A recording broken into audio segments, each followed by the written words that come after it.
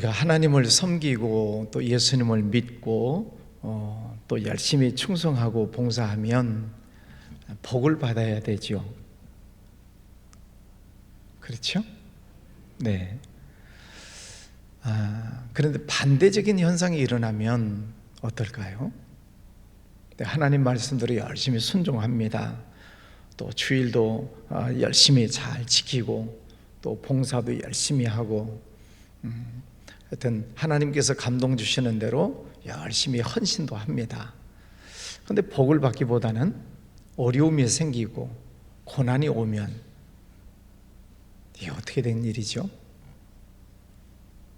하나님이 살아계신 건가요? 우리가 종종 이런 문제에 부딪히면 고민이 되는 때가 있습니다. 우리가 살다 보면 때로 고난이 오기도 하고 또 몸에 질병이 생기기도 하고 아픔이 오기도 하는데 이제 잠시 있다가 지나가는 거야 금세 우리가 이겨낼 수 있겠지만, 그러나 이 일이 하루 이틀 한 달 두 달 1년 2년 이렇게 계속 되어지면 신앙이 흔들리지요. 하나님이 살아계시는가? 하나님이 내 기도를 들으시는가?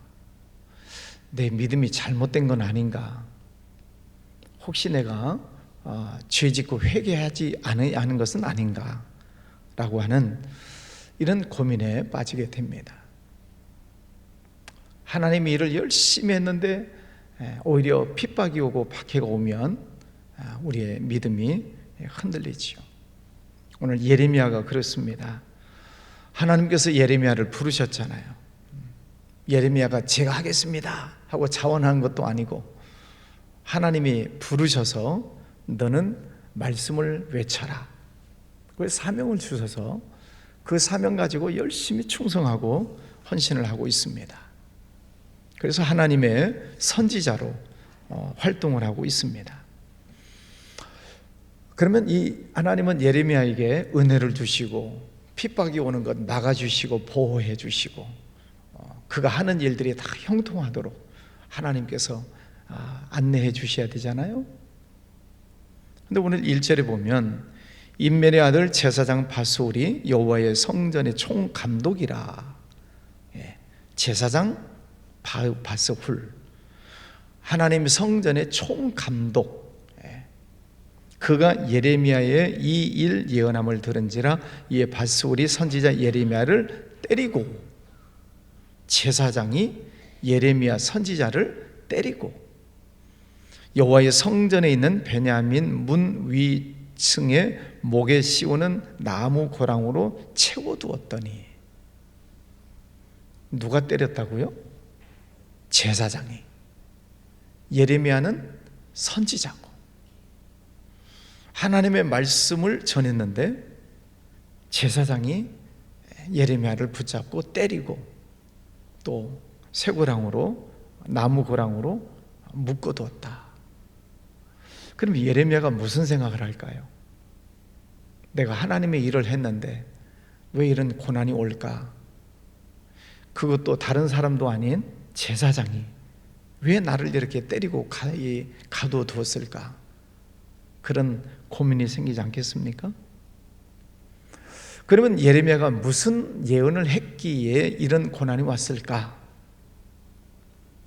4절 마지막에 보면 온 유다를 바벨론 왕의 손에 넘기리니 그가 그들을 사로잡아 바벨론으로 옮겨 칼로 죽이리라. 또 5절 마지막에 바벨론으로 가져가리라. 6절 바벨론에 이르러 거기서 죽을 것이다. 예레미야가 예언을 하고 있는 내용은 이스라엘 백성들이 바벨론에 의해서 망하게 된다. 그리고 이스라엘 백성들 가운데 많은 사람이 바벨론으로 포로로 끌려간다. 그러니 바벨론에 항복해라. 그겁니다. 자, 여러분, 예언의 말씀을 여러분이 듣고 나니까 좀 이상하지요? 하나님의 선지자면 이 나라를 하나님께서 지켜주실 것입니다. 보호하실 것입니다. 우리가 힘을 내서 맞서 저 바벨론과 싸워서 이깁시다. 뭐 이런 등등의 용기를 불어넣는 예언을 해야 될 텐데 예레미야는 반대예요. 이 나라가 망할 것이다. 포로로 끌려갈 것이니 그러니 너희들은 항복해라. 그러면 이스라엘 백성들이 좋아하겠어요? 싫어하지요. 그러니까 거짓 선지자들이 일어나서 예레미야의 하는 말에 대해서 반대를 하고 또 많은 사람들이 예레미야를 싫어합니다. 너 매국노 아니냐? 너 잘못된 예언을 하고 있는 것 아니냐? 그리고 오늘 성전의 총감독인 바스울은 그렇게 예언하는 예레미야를 붙잡아서 때리고 지금 묶어두고 있는 것입니다. 그러면 예레미야가 생각하지 않겠어요? 이건 내가 예언을 잘못하고 있는가? 하나님께서 말씀하라고 하셨는데 이게 잘못된 것인가? 이게 내 생각인가? 마귀가 주는 생각인가? 하나님의 생각이 맞나? 하는 이런 이제 혼란이 오는 것이지요. 그 고통이, 그 아픔이 너무너무 심하게 되니까 뒤에 말씀에 가서 보면은 자기가 태어난 날에 대해서 저주를 합니다. 11:4절에 내 생일이 저주를 받았다면, 나의 어머니가 나를 낳던 날이 복이 없었다면, 등남하였다는 소식이 없었더라면, 그러니까 내가 차라리 태어나지 않았으면 좋았을 걸 하고 자기가 태어난 것을 후회하지요. 우리가 신앙생활 하면서 종종 이런 딜레마에 빠지는 때가 있습니다. 하나님의 말씀대로 사는데 내가 하나님 앞에 충성한다고 하는데 왜 이런 고난이 오는가? 왜 이런 아픔이 오는가? 또 때로는 하나님의 일을 하는데 억울한 일을 당하는 때도 있어요. 오늘 예레미야처럼 지금 얼마나 억울하겠어요. 하나님이 부르셔서 하나님 일하는데 그것도 다른 사람도 아닌 제사장이 자기를 때리고 묶어두고 있으니까 얼마나 분하고 억울하겠습니까? 때로 우리가 하나님 일을 하다가 이게 억울한 일을 당하는 때가 있습니다. 예. 9절 말씀에 보면 내가 다시는 여호와를 선포하지 아니하며 그의 이름으로 말하지 아니하리라 하면 나의 마음이 불붙는 것 같아서 골수에 사무치니 답답하여 견딜 수 없나이다. 지금 예레미야가 큰 고난을 당하고 있습니다. 백성들로부터 미움을 받고 있습니다. 그러면 하나님의 말씀 안 전하면 되잖아요. 그죠? 하나님께서 주신 예언의 말씀을 전하다가 고난을 당하고 있으니까 안 하면 되잖아요. 그런데 9절에 보면은 그렇게 안 하면 나의 마음이 불붙는 것 같아서 골수에 사무쳐서 견딜 수가 없습니다. 하나님의 말씀을 전하면 고난이 오는데, 그래서 말씀을 안 전하면 내 마음이 불붙는 것 같아서 견딜 수가 없습니다.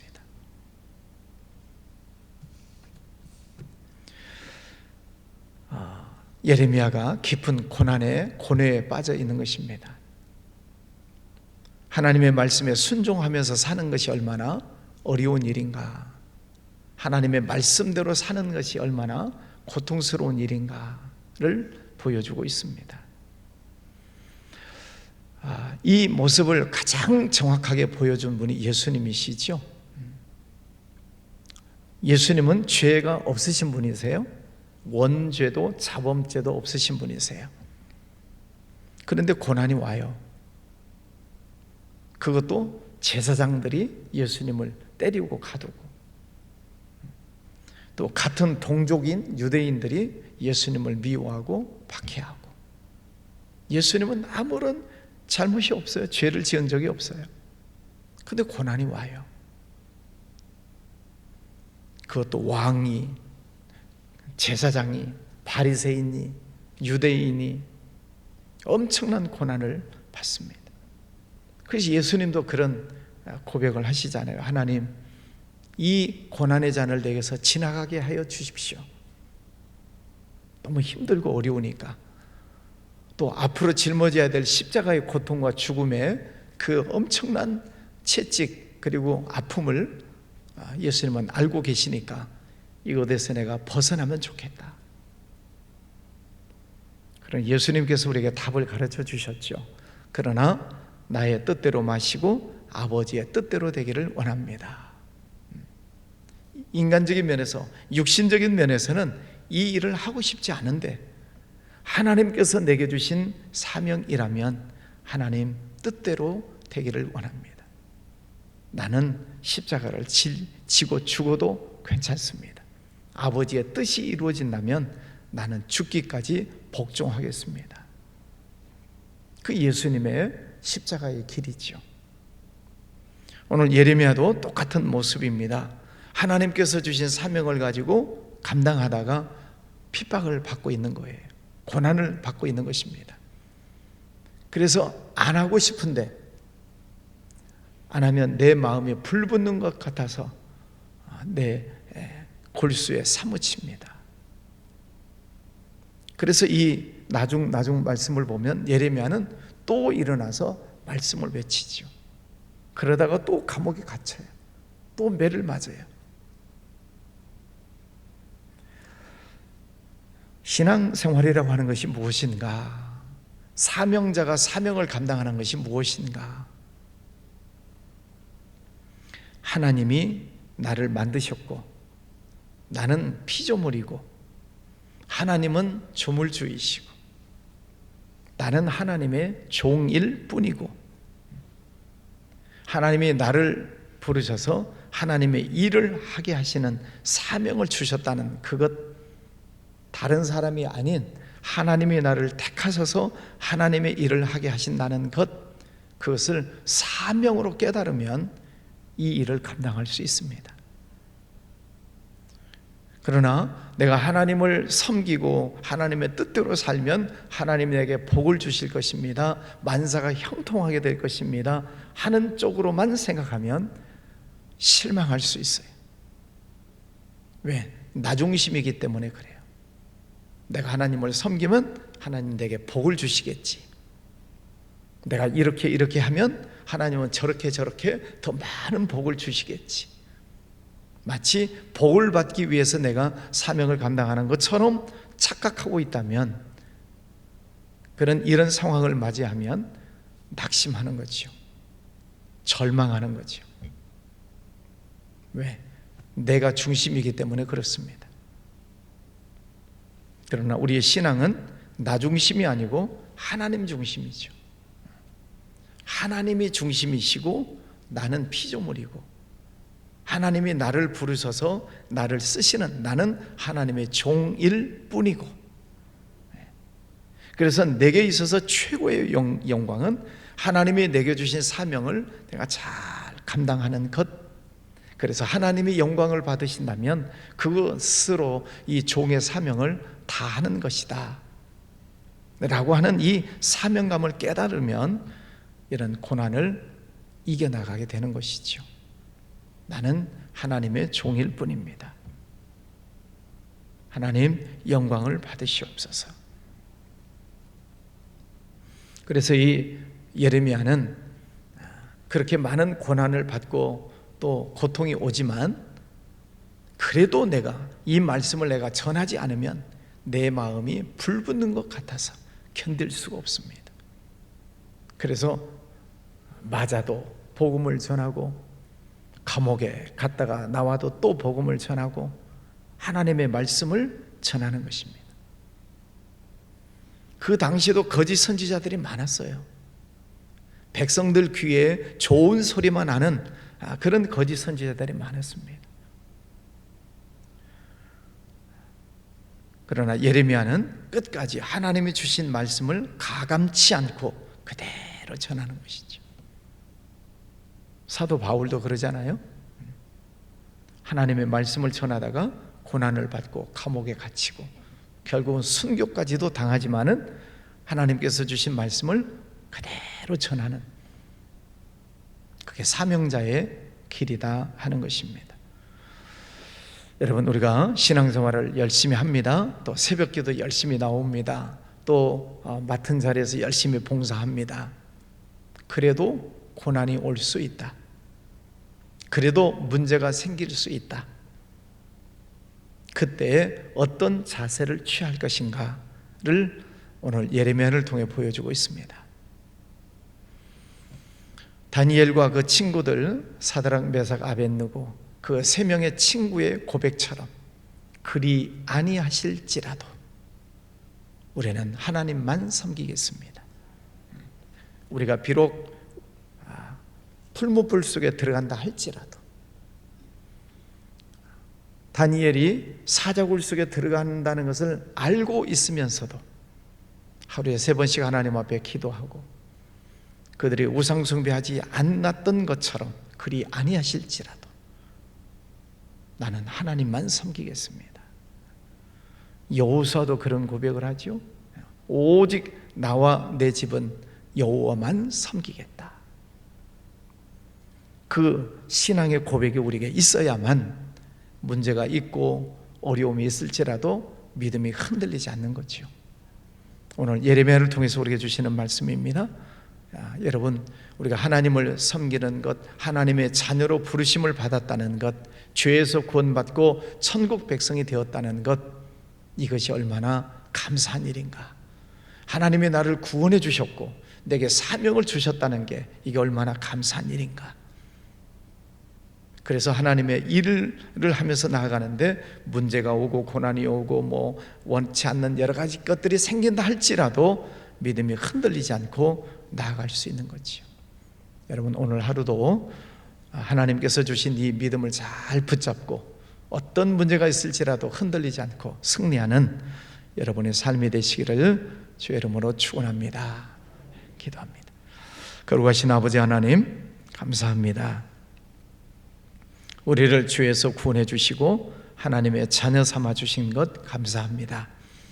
또 귀한 사명을 주셔서 하나님 앞에 충성하고 헌신할 수 있는 기회를 주셔서 감사합니다. 하나님 앞에 충성하며 나아가지만 때로는 문제도 있고 고난도 있고 아픔도 있고 원치 않는 일들이 다가오는 때들도 있습니다. 그런 일들로 인하여 우리의 믿음이 흔들리지 않게 하여 주시고 오히려 믿음으로 기도로 잘 극복해 나아갈 수 있는 힘을 허락하여 주시옵소서. 아버지 하나님, 우리 성도들 가운데 문제 때문에 아픔 때문에 걱정하고 또 혹은 마음이 염려하고 있는 이들이 많이 있을 텐데 하나님께서 은혜 베풀어 주시기를 원합니다. 어떤 상황 속에서도 흔들리지 않도록 큰 믿음을 허락하여 주시옵소서. 또 어두움 속에 사탄막이 틈타는 것들 있다면 예수 그리스도 이름으로 물리치게 하여 주옵시고 날마다 하나님을 찬양하며 승리하는 복된 삶이 되게 하여 주옵소서. 우리 몸을 괴롭히고 있는 더러운 질병들 예수 이름으로 명하노니 떠나갈지어다. 더러운 질병들은 사라질지어다. 주님의 이름을 붙들고 날마다 선포하며 맞서 싸워 승리하기를 원합니다. 수술하신 우리 김소희 권사님도 잘 회복되게 하여 주시고 또 병과 싸우는 우리 허왕순 장로님 힘 주셔서 믿음으로 잘 승리하고 기적의 주인공이 되게 하여 주시옵소서.